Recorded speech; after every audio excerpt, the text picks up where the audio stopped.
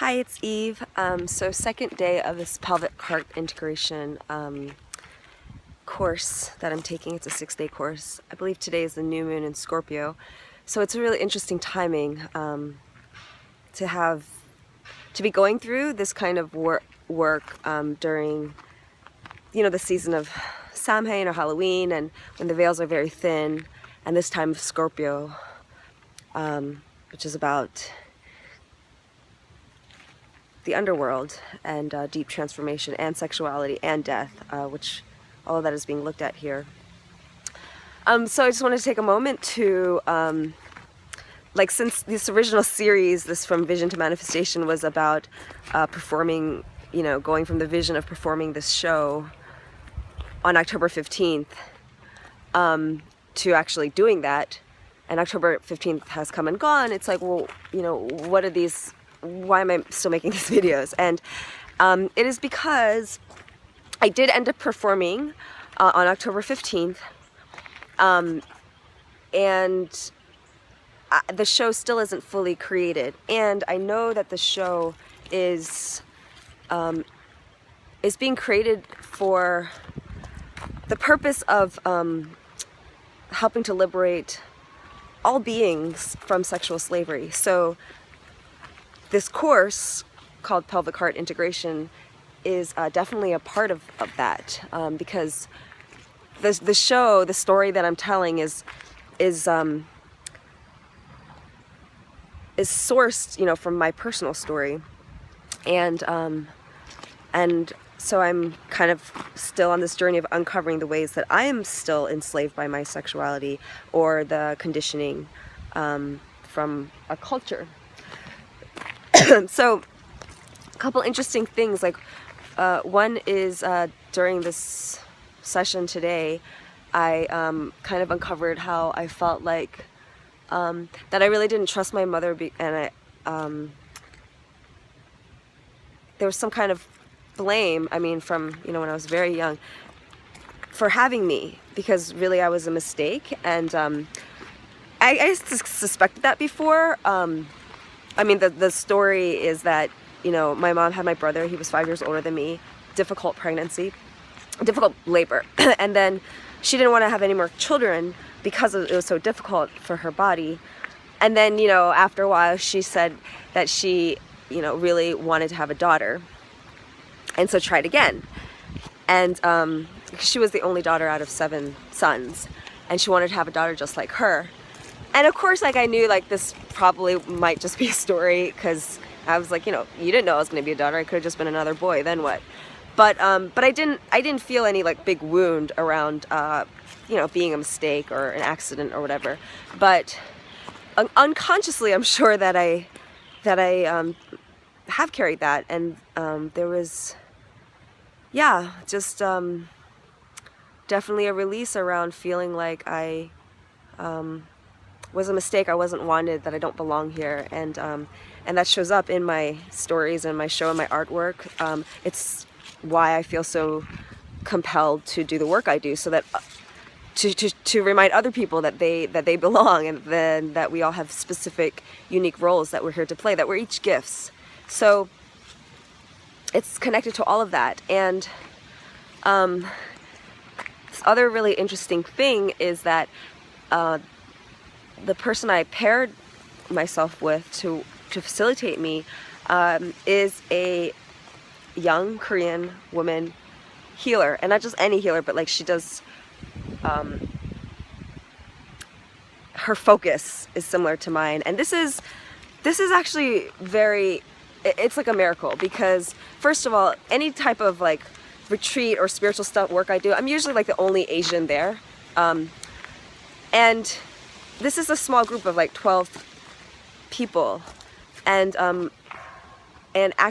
just randomly I was roomed with her, and and we just happened to do very similar kinds of, I don't know if our work is similar, but our mission is similar, and so I wanted to work with her in this exercise particularly, besides a connection that we have, because I thought that I might,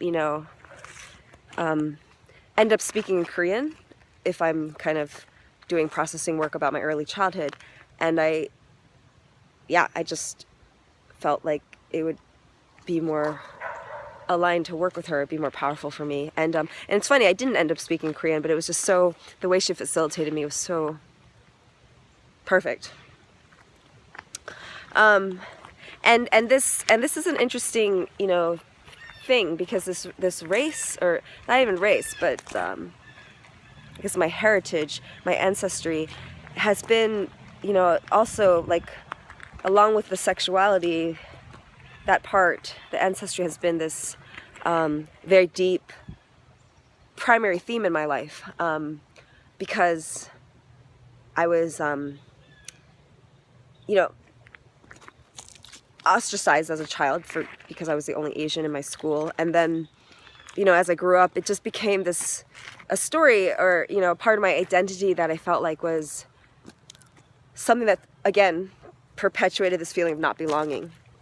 So that even when people did accept me, like, you know, when I'm in these spiritual groups or classes, it's not like I'm thinking, oh, I don't belong because I'm Asian. But, you know, there is a sense of being like the other, just the same. And again, almost like an identification with the story. So not liking that, and at the same time kind of, I wouldn't say being proud of it, but being comfortable with that role of being like the one that's different. And so, you know, to have, and then when I've been kind of coming to terms, or going back around and embracing my heritage more recently. I was always deeply connected to my family and my roots in Korea, but I had this conflicting relationship where a part of me wished that, you know, that you know, I fit in more, and I didn't like the fact that I was exotified by most of my partners, or that's what I was projecting, and at the same time feeling really proud and happy of my heritage. So I've been coming to terms with this, and I recently, you know, pretty recently realizing, like, shamanism, even, like that very word, it stems from, it comes from Mongolia, and Koreans are basically Mongolians. So there's that link, and the type of storytelling, the type of performing, the show that I'm doing is telling these specific creation stories in a certain manner, and it is linked to pansori, which is a type of folk singing in Korea that I'm very drawn to, and I found out that it originally was shamanic, that these people performed not as just singers, but as healers, telling the stories that needed to be voiced for the whole village. So I feel like this, and then just the whole thing of, like, you know, there's a reason why I was born into this particular body. The whole, you know, part of it is like the mixing of the East and West. And part of it is the fact that, like, you know, I am other still in the West, even though, you know, there's tons of Asians, tons of Koreans in the States now. There's still a sense of otherness. And so the idea of you know, becoming close to a Korean woman who is as much, you know, has had those experiences as well, and like the thought that, you know, I mean, I don't know what's going to happen with our relationship, but I feel like I could very much easily see us, like, working together in some capacity. That is again just a deeper healing, because honestly there's a part of me that's like, oh, then it would be weird. It's like, oh, the two Korean women, like, you know, like it's a thing, and that how somehow would, like, alienate other people, like white people or black people, and of course it's just ridiculous. It's like the whole point is to use whatever we were born into to transcend it. So yes, I identify with my, cultural ancestry, but to go beyond, the idea of like its uniqueness and to use it as a platform to actually encourage or demonstrate true oneness. So what I mean by that is, again, I talked about this in another video, but like in the Jungle Book, Mowgli, at first he was raised by the wolves, but he didn't really fit in with the wolves because he's a human. And so it was difficult for him because he's living in the jungle and he needs his own kind, but he doesn't have it. And so it's like this constant feeling of not fitting in, and wanting to, and not really fitting with his own kind. He doesn't want to go back to the village of people because he doesn't belong there either. And in the end, as a human with his specific attributes and mind, he ends up saving the jungle, which he was able to unite the jungle because he didn't belong to any one family. And that's a little bit how I feel. That's a little bit how I think many of us who have been outsiders in some way, are iconoclasts, are meant to now unite, right? The thing of being able to be unique and united, so that,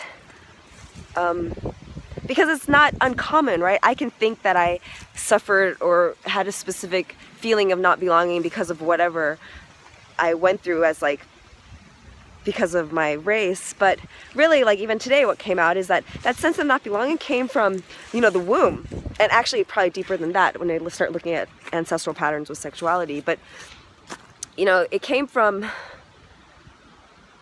and it echoes the split that we all feel. We all feel at some level the separation of the ego, that we don't belong in this world, that we were somehow kicked out, right, of the Garden of Eden.